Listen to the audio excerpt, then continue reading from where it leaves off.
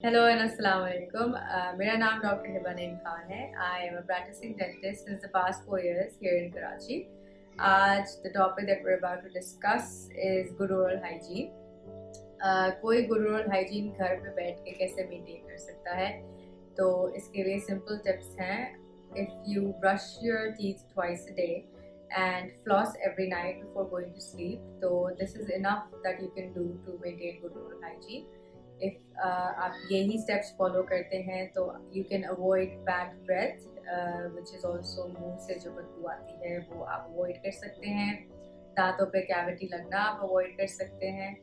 And to be sure that your teeth are in perfect condition, I suggest to get a checkup done after every 6 months. और teeth cleaning जो scaling and polishing भी कहलाती है वो आप हर 6 महीने बाद कराएं.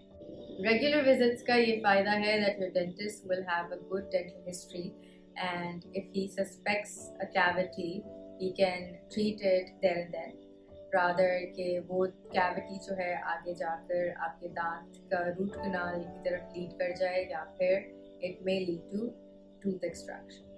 So visit your dentist after every 6 months and get your scaling done after every